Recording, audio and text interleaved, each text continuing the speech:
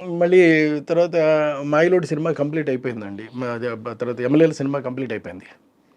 అయిపోయిన తర్వాత శుభలగ్నం సినిమాకి వచ్చినప్పుడు సౌందర్య ఫోన్ చేసి, సార్ నేను ఒక చిన్న తప్పు చేశాను, నేను రెక్టిఫై చేసుకునే ఛాన్స్ కోసం నేను చూస్తున్నాను సార్, మీరు అవకాశం ఇస్తే.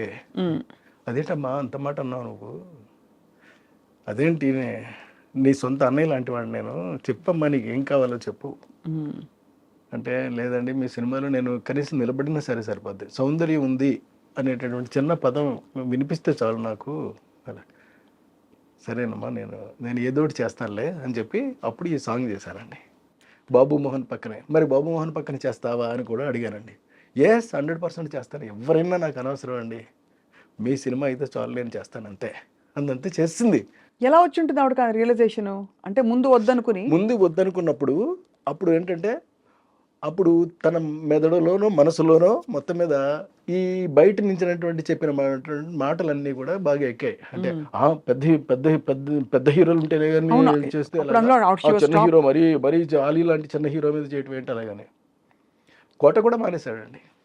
అయ్యో, మానేస్తే చేయలేనంటే అప్పుడు కోట బదులు భరణిని పెట్టాను నేను.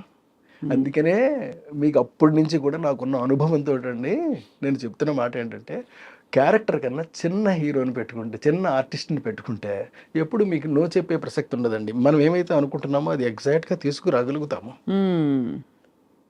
లేకపోతే చెప్పిందల్లా విని వాళ్ళు చెప్పేదంతా విని వాళ్ళ బ్రెయిన్లో ఏమైతే ఉందో దాన్ని మాత్రం మనం ప్రొజెక్ట్ చేయాల్సి వస్తుంది. మీకు పెద్ద పెద్ద సినిమాలన్నీ కూడా ఫ్లాప్ అవడానికి ప్రధానమైన కారణం ఇది మాత్రమే. ఎందుకంటే వాళ్ళకి అంత బ్రెయిన్స్ ఉండవండి, అంత స్ట్రక్చర్ ఉంటుంది, బాడీ ఉంటుందండి, కానీ బ్రెయిన్ వాడతారు. అక్కడే వస్తుందండి మెయిన్ ప్రాబ్లం. లేని బ్రెయిన్ వాడేటటువంటి ప్రయత్నం చేయటం వల్లే మీకు సినిమాలన్నీ కూడా వరుసటి ఫ్లాప్ అవుతున్నాయి. అందరు హీరోలు అంతేనా సార్? మీరు డామ్ అని చెప్పారు, గుంట బద్దలు కొట్టి వాడా వద్దులండి ఎందుకు సార్? అంటే సీరియస్ గా, బికాస్ నిజంగా హీరో సెంటర్ కి రెమ్యునరేషన్స్ అవి కూడా పెద్ద బయట వాళ్ళు కాదు, మన వాళ్ళే కదా. అవును, అంతే కదా. చించుకుంటే కాళ్ళ మీద పడుతుంది అనేది సామెత ఉంది మనకి. అవును, ఎందుకు మనం చించుకుని మన కాళ్ళ మీద మనమే పడేసుకోవడం? వాళ్ళు మన వాళ్ళే కదా. పోనీ ఒక క్లాత్ వేసి అప్పుడు కడుపు చించుకుందాం సార్, క్లాత్ తీసేయచ్చు. అంటే నేను అడగడం అది కాదు సార్, నిజంగానే హీరో సెంట్రిక్ సినిమా బాగా అది ఇంకో స్కూల్ ఆఫ్ థాట్. అంటే హీరో కోసం డైలాగులు, ప్లానింగ్, స్క్రీన్ ప్లే ప్లాన్ చేయడం, అది ఇది అలా ఆ స్కూల్ ఆఫ్ డైరెక్టర్స్ కూడా చాలా మంది ఉన్నారు. వాళ్ళు కూడా సక్సెస్ఫుల్ రన్ అవుతున్న వాళ్ళు ఉన్నారు తప్పకుండా. అవును కదా సార్, అంతే కదా. కథే ఇదిగా పెట్టుకున్న వాళ్ళందరూ కూడా కథ మీద రన్ అవుతారు సార్. సినిమా మీద, సినిమాకి దానికి సంబంధించినటువంటి అనువుగా హీరో మంచి అన్న చేయొచ్చు, చెడు కూడా చేయొచ్చు అండి. ఏదైనా చేసినా సినిమా హిట్ అవ్వడానికి ఏం కావాలో అది మాత్రం కోరుకుంటారు, దాన్నే ప్రజెంట్ చేస్తారు. అప్పుడే డెఫినెట్గా ఆడితే కూడా అండి. మన సుకుమార్ గారు ఈ రెండింటిని బ్లర్ చేసి కథలో ఉండే ఇంపర్ఫెక్షన్స్ హీరోలో, అంటే కొంచెం ఇలా పెట్టుకోవడం కానీ, పుష్పరాజు లేకపోతే తగ్గేదేలే అంటాం, అదేం తప్పేం లేదండి, అది క్యారెక్టరైజేషన్ అయినప్పుడు. అప్పుడు మరి వాళ్ళు పెద్ద హీరోలు అయ్యింది, స్టార్ మెటీరియల్ అయ్యింది కూడా వాళ్ళు ఒదిగిపోయినట్టే కదా క్యారెక్టర్లో. అల్లు అర్జున్ గారు ఫర్ ఎగ్జాంపుల్ రియల్లీ అక్కడ చాలా బాగా చేశాడండి అతను. అవును, నేషనల్ అవార్డు వచ్చింది ఆయనకి. సో అలా అంటే ఇప్పుడు కొద్దిగా మేబీ కృష్ణారెడ్డి గారు ఈ నెక్స్ట్ సినిమా కూడా వీఆర్ వెయిటింగ్ సార్. మంచి సోషల్ ఫ్యాంటసీ చూసి ఎన్రోల్ అయింది సార్, మీరు చెప్పిన ద నాలెడ్జ్ టైప్. ఎందుకంటే మనకి ఎంతసేపు ఈ ప్లేన్లోనే లేదు, అలాంటివి కాకుండా లేదండి, కంప్లీట్గా ఒక కొత్త సినిమాని కొత్త జోనర్లో కొత్త ధనం క్రియేట్ చేసినట్టే నేను చూపెడతాను సినిమానండి. ఎందుకంటే నాకు గ్యాప్ కూడా వచ్చేస్తుంది. ఈ గ్యాప్లో నేను ఏం చేశానంటే ఖాళీగా అయితే లేనండి, ప్రతి క్షణం ఒక పని చేస్తూనే ఉన్నానండి. అందులో కొన్ని పనులు చెప్తాను మీకు ఏం చేశాను అని. నేను రాబోయేటటువంటి నా జీవితానికి సరిపడా నేను కథలన్నీ అల్లేసుకుని రెడీగా పెట్టేసుకున్నానండి సినిమాలు చేయడానికి. నా దగ్గర ఇప్పుడు 10 కథల స్టోర్ ఉన్నాయండి, బాబా స్టాక్ ఉన్నాయి. ఇందులో ఇవన్నీ కూడా నేను చేస్తానండి. ఒక మెజిషియన్స్ లవ్ స్టోరీ రెడీగా ఉంది సిద్ధంగా. మెజిషియన్ లవ్ స్టోరీ అండి, love story of A magician. Next అమ్మ పుట్టిన ఊరు ఒకటి సిద్ధంగా ఉందండి, గంధర్వవనం ఒకటి రెడీగా ఉంది. ఇలాంటి ఒకటి కాదండి, ఎన్నున్నాయో 10 సినిమాలు నేను సిద్ధం చేసి పెట్టుకున్నానండి. కానీ ఎక్కడి నుంచి పుడుతున్నాయి మీకు ఇప్పుడు? అంటే what is influencing your thought into certain kinds of stories? Your good question అండి, మళ్ళీ మిమ్మల్ని అభినందిస్తున్నా. నాకు అంటే ఒక మనిషికి ఒక జల ఉంటుందండి, అది బ్రెయిన్లో అన్నా ఉండొచ్చు, బాడీలో అన్నా ఉండొచ్చు, ఏదన్నా ఉండొచ్చు అండి. అది బ్రెయిన్లో ఉంటే ఒకలా ఉంటుందండి. అది బ్రెయిన్లో ఉన్న వాళ్ళు ఏం చేస్తారంటే నా దగ్గర ఈ కథల యొక్క సంఖ్య పెరిగిపోతూ ఉన్నప్పుడు ఇప్పుడు నేను ఏం చేశానంటే చెప్తాను మళ్ళీ మీకు. నేను అందమైనటువంటి కథలు 1 పేజీలో కొన్ని రాసేసుకున్నానండి. దరిదాపుగా ఒక 20 కథల దాకా రాసేసానండి. ఈ 20 కథల్ని వారానికి ఒకటి చొప్పున యూట్యూబ్లో రిలీజ్ చేస్తానండి. ఈ 20 కదండి, దరిదాపుగా నాకు 6 ఏళ్ళకి సరిపడే కథలు ఉంటాయండి వారానికి ఒకటి చొప్పున రిలీజ్ చేయడానికి. యూట్యూబ్లో యూట్యూబ్లో చేస్తానండి. ఇది కాకుండా అంటే యూట్యూబ్లో సినిమాలు తీస్తారు, బుజ్జి బుజ్జి సినిమాలా? చిన్న చిన్నవి ఓన్లీ 5 నిమిషాల పాటు నేను అందంగా చేస్తానండి.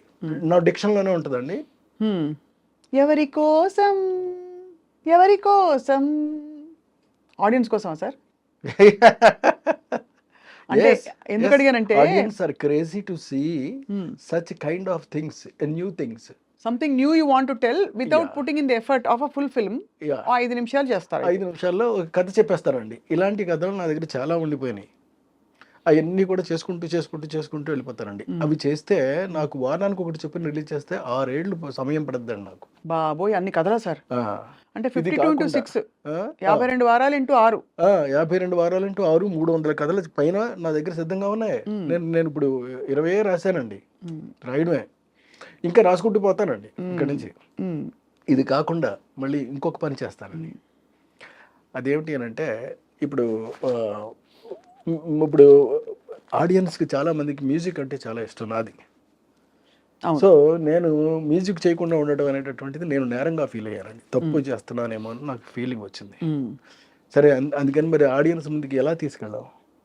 Private album no, don't do a somebody who did already something new. అంటే సంథింగ్ న్యూ అంటే మళ్ళీ ఇది న్యూ అని మీరు అడగొచ్చండి. కాకపోయినా ఉన్నట్లు ది బెస్ట్ సెలెక్ట్ చేసుకోవాలి మనం. అలా నేను సెలెక్ట్ చేసుకున్నా. అదేమిటి అని అంటే ఇప్పుడు యూట్యూబ్లోను ఈ మధ్య ఒక పాట ఒకటి వచ్చిందండి, రాధమ్మ అలాగే ఒక పాట. మీరు చూసారో లేదో? రాధమ్మ అది బాగుందండి, చాలా బాగుంది, మంచి పాట. అలాగే బుల్లెట్ బండి ఎక్కి వస్తానప్ప, నీ బుల్లెట్ బండి వచ్చేస్తావా డుగ్గు డుగ్గు డుగ్గు డుగ్గు సో చూసారా? అంటే ఇవన్నీ ఇప్పుడు అది తానే పాడింది, ఇక్కడ తాను పాడలేదండి. అంటే తాను పాడినా తాను పాడకపోయినప్పటికీ కూడా అవి ప్రజెంట్ చేస్తున్నారు. అవును. సో ఇలా నేను ఎందుకు చేయకూడదు అని నాకు ఒక పెద్ద ప్రశ్న వచ్చింది. అప్పుడు నేను నెలకు ఒక పాట ఒకటి చొప్పుని రిలీజ్ చేసుకుంటూ పోతానండి. Lyric already ready? ఏది రెడీ లేదు, ట్యూన్స్ మాత్రం రెడీ అండి. మీకు ట్యూన్స్ మాత్రం రెడీగా ఉన్నాయి, వాటిని రాయించడం ఎంతసేపు రాయిస్తారండి? రాయించుకోవడం, శుభ్రంగా పాడించుకోవడం, మార్కెట్లోకి నేనే యాక్ట్ చేస్తానండి. అది నేనే చేస్తాను. ఎవరో కహమ్మాయినో ఇంకొకరినో వేసుకుంటానండి. వేసుకుని చాలా జాగ్రత్తగా సింపుల్గా కొత్త కల్ట్ ఆఫ్ కంటెంట్ ని మనం క్రియేట్ చేసి ఇస్తాను. ఇది ఒకటోది. ఇంకోటి మీకు యూట్యూబ్లో చెప్పానండి. మూడవది ఉందండి. మూడోది ఏంటంటే ఎస్పి బాలు గారు, చిత్ర గారు ఎన్నో పాటలు నాకు సూపర్ డూపర్ హిట్లు పాడారు. అవును. అందుకని నేను నేను పాడుతున్నట్టుగా, యాక్చువల్గా నేను పాడడం కాదండి, అది బాలు గారే పాడడం, కానీ నేను నటిస్తాను అంతే. బాలు గారి పాటకి, చిత్ర గారి పాటకి ఎవరినైనా ఇంకో లేడీ ఆర్టిస్ట్ని వేసుకుంటానండి. వేసుకుని మిగతా ఆర్కెస్ట్రా అంతా పాట అలాగే వస్తుందండి. అదెందుకు సార్? ట్రిబ్యూట్ లాగా? ఏది? మీ ఊరికి ఒక బ్యూటిఫుల్ మెమరీ లాగా? కాదండి, వాళ్ళందరికీ కూడా ఒక మెమరీని మళ్ళీ తిరిగి ఇవ్వడం కోసం నేనే పాడుతూ నేనే యాక్ట్ చేస్తూ సూపర్ చేస్తానండి. చేస్తే అది నెలకు ఒకటి రిలీజ్ అవుతూ ఉంటుందండి. ఎవ్రీ అంటే ఒక 15 డేస్కి ఇది రిలీజ్ అయితే 1వ తారీఖు నాడు అది రిలీజ్ అవుతుంది, 15వ తారీఖు నాడు ఇది రిలీజ్ అవుతుంది, 1వ తారీఖు నాడు అది రిలీజ్ అవుతుంది, 15వ తారీఖు నాడు ఇది రిలీజ్ అవుతుంది, వారం ఆదివారం రిలీజ్ అవుతాయి. ఇందులో కూడా నాకు స్వార్థం ఉందండి. నేను చేయబోతున్న సినిమాల్లో రేపు పొద్దున్న వరుసగా నాకు సినిమాలు వస్తాయండి. అంటే బయట వస్తాయని కాదు, నేనే సొంతంగా చేసుకుంటానండి. సినిమాలు నేను రేపు ప్రిపేర్ చేసి, ఎందుకంటే అలా సినిమాలు చేయడంలో కూడా ఒక స్వార్థం ఉంది. అందులో మళ్ళీ ఉందండి, తక్కువ బడ్జెట్ తోటి. నాకు తెలుసు అండి అది ఎలా సినిమాలు చేయాలో తెలుసు. ఎక్కువ ప్రాఫిట్ వచ్చేలాగా, అంటే ఊహించనంత ప్రాఫిట్ వచ్చేలాగా మాత్రం చేస్తానండి. ఇదేంట్రా ఈ సినిమా ఇది ఇంత తక్కువ అవ్వదే, కానీ అందులో 4 వంతు అవుతుంది అంతే. అంతేనా? అంతే. అంటే తక్కువ అంటే ఎంత సార్ మీ దృష్టిలో?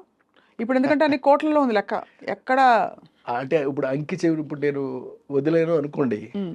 ఇంతేనా అంటారు. అంటారు కాబట్టి అలా అనకుండా మీరు తీసేసి ఈ ప్రోడక్ట్ వాల్యూ ఇంత అని చెప్తారు. అంతే. అంతే. అంటే it's idea more than anything. అంటే ఈ ప్రొడక్ట్ వాల్యూ ఏమో వేరండి, పబ్లిక్ చెప్తారు వాల్యూ. వాల్యూ నేనెవరిని చెప్పడానికి? అంతే.